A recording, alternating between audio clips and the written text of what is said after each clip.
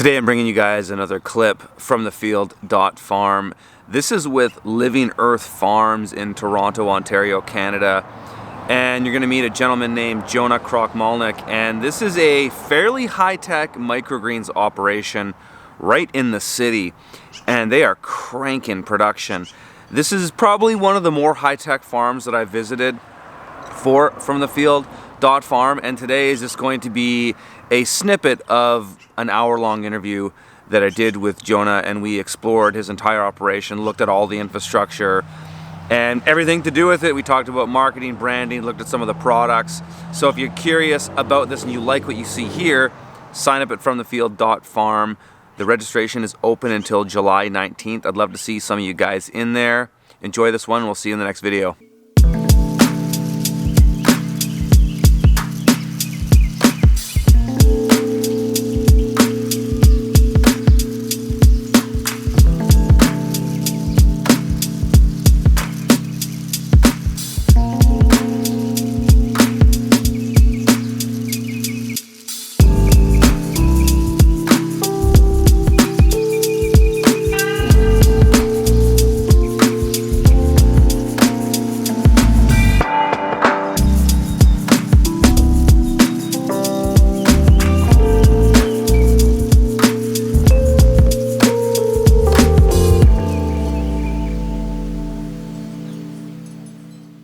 All right, Jonah, thanks for having me, man.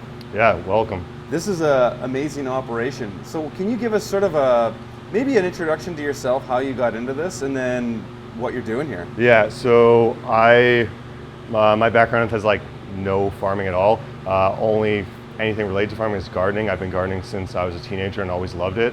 I studied finance in school, finished my degree, got an office job, really didn't like it, so quit that after like a week. And then volunteered at a farm in Toronto called Fresh City, and volunteered there for a summer. Loved it, loved the people, the community, everything, and kind of saw that microgreens would be a potential way to make a living. So I kind of started in my house. So I had like this small 300 square foot room that grew like sunflower, pea shoots, sold them at farmers markets. Did really well. Obviously it wasn't scaled enough to make a living off of it, but I saw the potential. And then the following winter, I upgraded to my basement and took the whole thing over and grew like something ridiculous, like $40,000 of produce down there. Yeah. And then in 2015, I moved here to this facility and started building it up from there. And got certified organic in 2015, the same year I moved in. Yeah. And in terms of like products, we pretty much we started doing like lettuce and basil and microgreens, and then we just kind of narrowed down to just microgreens. We still do potted basil, but for the most part it's just microgreens, and we sell mostly through distributors and food service like restaurants, and we're starting to get into retail now, so we're in some of the more independent chains in Toronto. Wow, and there's a lot of really interesting infrastructure here. Oh yeah. I'd love to just walk around and look at some of it, but I guess I just want to start off with a bit more of an introduction. Sure. So like you're kind of I guess where you want to scale is probably into those retail markets, right? And yeah, individualized clamshell products, yeah. and push that. Yeah. How is that? Like maybe talk about what was some of the first market streams that you got into selling, and then where is it going? Yeah, so the first place I sold was just at farmers markets. Yeah. So the first 2 summers, like one when I wasn't technically like Living Earth Farm, but it was just like kind of on my own sort of thing. Sold at farmers markets, sold microgreens and outdoor produce because I had a plot of land at Fresh City that summer, which was 2013. Yep. And it did well, but I saw like it was really inconsistent. If the weather changed, then people wouldn't come, and it was tough to make it work. And then you had all this leftover product at the end. So I realized that wasn't necessarily the best stream for me, and also it's more like a long-term commitment. So in order to get the sales up to where it makes sense, you really have to be there for 3, 4, 5 years before really have that big customer base and people know who you are. Yeah. So that was the first market, and I jumped into like Fresh City has the farm, but then they also have their distribution side. So like deliver like baskets of produce to customers all year. So some of it's like imported products, some of it's their own products, some of them they get from local farms in Ontario. Yep. So that worked really well. It was really consistent and easy to plan ahead for. So I was able to produce and have very little waste. So I saw that model worked really well, and I started selling to a restaurant chain downtown called Comfort and Kim, which is starting to get pretty big here, and they're also in Montreal now. And saw that worked quite well, as long as there was like consistency, which for that specific restaurant chain there was. Yeah. And then I kind of saw that wholesale was the better option to go. That was 2015 is when I decided to really push the wholesale side a lot. And so I took lower margin, higher volume, but that seemed to work really well for the customers. 2015. So you've been doing this for 5 years, Okay. 5.5 years since I like technically started, but I've been here for 4 years June. in this particular In this space, space. yeah, and I'm taking over that unit in a month from now. Are you going to be basically doubling production? It's gonna be two. It's gonna start with double, but it's gonna be 2.5 by the time it's all said and done. But I'm like in June, it's gonna be pretty much double what's here. Wow. Yeah. Wow. Yeah. And you've got a lot of. It looks like you're trying to just automate as much as you can. Yeah. Can you talk about some of the things that you've got? I mean, I see the irrigation looks automated. Semi-automated. It's Yeah. going to be automated in a few months. Yeah. I imagine there are lots of little things that have to be sorted out with that. Yeah. Oh yeah. Yeah. I've been spending a lot of long nights here working. I have this really great engineer that I'm working with to automate the watering. So right now it's just you open the valve, it waters, and then you manually close it. And then there's a drain valve. You manually open it, manually close it. So that's going to be all automated with a computer program, which we can show after. Fantastic. So pretty much you'll just say, let's say level 30, basil, press start, and it'll know, okay, water now, water in 72 hours from now, water in 24 hours from now, and then it'll know when the crop's done and it'll not water anymore. That's really interesting because Yeah. I mean, I've been growing microgreens for a long time, and certain crops need different amounts of water. Oh, yeah. So Yeah. that's what you're aiming to do Exactly. is customize. Because Yeah. I've seen a lot of bottom watering semi-automated systems in operations, but it's pretty much fill and turn it all off. Every microgreen is the same. So that's and it's like it adds up. So we have 55 8x4 levels in here, which is about 2,000 square foot of actual like production space, which doesn't sound like a lot, but for microgreens. it's a lot. It's a lot. So just to water them takes a long time. It adds up, just the time you're taking to check them to see if they're full, turn them off, open the drains. It really adds up, Wow. especially when I'm considering taking on the new unit. I realized like this is just, it's scalable in the sense that it's way better than watering by hand, because watering by hand would not work in this situation. No, not with the vertical. And Yeah, because you have to take them down. Yeah, like no it would way. just even not vertical, it would just be too much time for that. And the whole point of the automation is to reduce the cost so we can sell it at a lower price so more people can afford it. Exactly. Because that's the goal, because microgreens are a fairly expensive crop to grow, so we're trying to get the cost down so that more people can enjoy what we're growing. Exactly. Wow.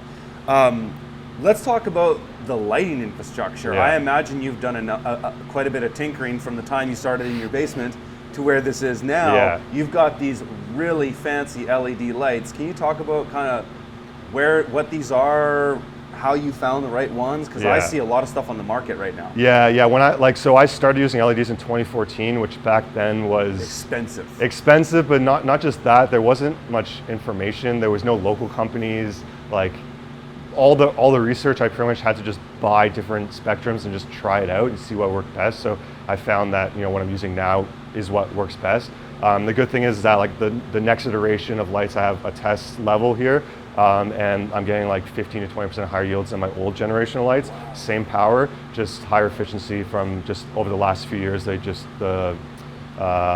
efficiency just got higher. So you can use the same electricity, get higher crop yields, or you can lower the electricity and get the same crop yields and just lower your electricity bill, depending on how you want to operate it. Maybe increasing your days to maturity or something, or So it has, the new ones have a dial, so you can dial down the amount of electricity it's using, and I have a meter that just reads how much it's using. So I can, if like a level is, let's say normally 400 watts, and let's say for example pea shoots, I know they don't need 400 watts, they only need 300 or something, I can just lower that if I want to save the electricity cost. Or you can dial it up And for something that you want like really the flavor to pop, let's say basil, which is generally a higher light requirement crop, or arugula, something like that, then you can increase it, get higher yields. And as long as the cost of the electricity is lower than the increased yields or increased quality, or however you want to picture it, then it makes sense to do it. Whereas my lights I have now are fixed at a certain wattage. Yeah. Wow. Yeah. Wow. Well, I guess maybe I can talk about the spectrum of the lights. Yeah, Because most people tend to use either white LEDs or fluorescent, Totally. which I think is not the best solution. So pretty much, like, not to get too scientific, but plants have like 2 wavelengths of peak like photosynthesis production, which is like 660 nanometer and 440 or 460, something like that. So that's why the lights are red and blue. So if you use a white light, it has green, it has yellow. Like, plants will absorb much less of that light. So a lot of it just gets bounced off, and you have to use more electricity to get the same result with a white LED than for plants specifically, right? This is all just for plant growth. This is not for flowering, just for any sort of vegetative growth. Yeah. So we did testing with like white, blue and red in different ratios, adding infrared, adding UV, and we just found that for what we're doing, 3 to 1 is what we're using, and that seems to be what works best. It gives the like short crops that have good flavor and yield well. So that's what we decided to go with, and we kind of just stuck with that since 2014. Just it works, so there's no real need to change. And I'm sure, like, if I'm quite busy, but if I had time, I'd probably do further testings. Like, it advances over time, and there's more information out there, but it works. So we stuck with it, and like we started with fluorescent, and like the switch over even back then, 2014 was night and day. It does not make sense to use fluorescent in 2019. It doesn't make sense. Yeah. So this is where everything starts. This is like the messy room. Yep. So this blue machine here is our bale breaker and soil mixing machine. So like I said, we do a custom blended soil because we literally, none of the pre-bagged products are what we're looking for. We literally tried every brand in Canada, and either it's not consistent or it's not, like, it needs to be amended anyway, so we figured we might as well just do it from scratch. So we have, like, one of the biggest advantages, besides just that it's the climate in here is the same year round, is that our soil is the same year round. So if you store soil that has any nutrients in it for extended periods of time, if there's any moisture at all, it'll start breaking down and the nutrient levels change, especially with organics. So like, when we got pre-bagged soil that had nutrients in it or compost in it, it would be inconsistent, and we get inconsistent yields, inconsistent crop size, and that's not what our customers are looking for or what we want to grow. Because like, if it's the same every single time you harvest, you know what you're going to get. You can calculate very simply. Like, we have a daily task sheet, and literally you just follow that to a T. Like, I was away on vacation, and Carlos literally was able to manage everything because you just follow the instructions. There's like, everything just like works because it's all the same every single week. Right. So this is our soil mixing machine. So the bales go in there. We add perlite, vermiculite, fertilizer, lime. The machine mixes it up. It goes into here, which is this machine does the seeding through this part, which is it's called this machine's like called a microgreen seeder and top coater. So pretty much how this works is there's like a laser and an eye, and there's like a vibrator. So you put the seed in here. When the eye doesn't see the mirror, then it will vibrate and seed will come out. And then there's just a dial to adjust the amount of seed. And the same kind of thing is with the soil mixer. It's just a bigger hopper, or sorry, the top coating part, which is what we use for soil mixing. And we can fill with all the whole process at this point in terms of the soil mixing. It's about 50 flats per 35 minutes, something like that. That's the whole process: breaking it up, mixing it, filling it. And the seeding is way faster, and the top coatings, like maybe both combined, are about the same. So you finish with a vermiculator perlite. Yeah, and I'll show you that because it's like the production starts getting complicated the bigger you get. Yeah. We can't just like mix soil the same day, seed the same day. So we have like a storage area that like we just store the trays dry, and then when we need to use them, we just water them and get them going. And then again, that's on the schedule, so it'll just say start 50 mustard today. and then we just take 50 mustard, water it, put it in the germ station, which again I'll show you after, and then it starts growing.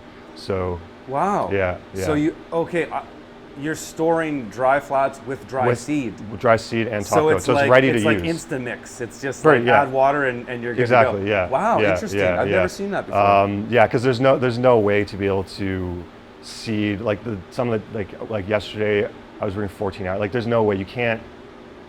Like when you get to a certain scale, you have to have a way to just have stuff ready to go. Yeah. Unless you're gonna have like a staff of like 10 or something, which wouldn't be profitable for the size of this farm. So you really have to like stagger as much work as you can over the week. Exactly. Yeah. So we do so Carlos is going to be mixing 3 batches for cilantro after, and then that's what's going to be seeded, and that's going to be used for some of it's going to be used for Friday. Yeah. How long can you sit on it? So if you mix up all the soil and seed, 50 flats of some variety, how long can that sit until you should water it? We generally do 2 weeks. So whenever we do a batch of something. So we do a batch of so we have, let's say, 7 crops or something. We do a batch of cilantro, and when we seed, soil mix, we do all that. We do it for a 2-week period. So we do for cilantro once every 2 weeks, for basil once every 2 weeks. So we only have to do it it's not like we still have to mix soil every few days because there's so many crops. But that way you can just do because you don't want to start changing out the seed. Do 10 flats. The seeder takes time to get it the right seeding rate that you want, which I'm very specific of what they are. I don't want it I have 0.5 gram windows, so it's Wow. yeah. So I needs to be so it takes a little time to get this machine in place, but once it's in place, you can seed a ton of flats at once, and it's just way more efficient. And I guess that's why it makes sense for you to batch too, because you have to dial that machine in to get that exact soil seed rate. Wow. Yeah. So we pretty much have a greens harvester connected to a conveyor belt. So having a conveyor belt really speeds up the amount of trays you can do per hour. Without the conveyor belt, I'd say it'd probably be about half the speed. And again, once you get to a certain scale, you don't want to be doing it by hand. Absolutely. I got this. So I used to do just living product, and then living plants. Yeah. So I didn't do this kind of thing. Yeah. Shoots, And then so I didn't do any cut product. And then I remember the first trays I cut basil, because basil is really small, right? It's really hard to cut. I was like, this is definitely not going to work. It's not going to be profitable. And then when I did the calculations, it pretty much wasn't. So this thing literally takes it from being not profitable to profitable. Wow. Yeah, the labor in harvesting it and the consistency of the product, you're just not going to get the same consistency hand harvesting it. And then it just makes it a lot easier to have it on the microgreens bracket that they sell. And then the conveyor is just a super added bonus that just makes it completely consistent. So I guess when you have to harvest, you pull all this out. Yeah. So it's on wheels. Yes, this is pulled out. We use these guys. So we have the tray goes in. Obviously, with the product comes out, which is soil pretty much, and then so we take these go down on the other side, and we just stack them, and then we take them. We have these trolleys. We take them in the back. There's a bin in the back, and the soil gets composted. That's where so where do you do the packing and all that? It's here. Okay. We don't have. So we're I can literally see out why of you space. need another space. Yeah, Holy. and even sometimes we have to store. You see, there's mustard there as well. There's just no. We ran out of room. There's just no. It looks. If you guys liked that, give this video a thumbs up. And if you want to see more in-depth content like that, head over to fromthefield.farm and sign up. There's a 30-day money-back guarantee on my website. So if you go in there and you don't like what you see, feel free to cancel within 30 days. You get your money back, no problem. But I can stand behind my content. I know there's a ton of value in this website, and I hear it from my members every single day. So hope to see you guys in there. Have a great day. We'll see you in the next video.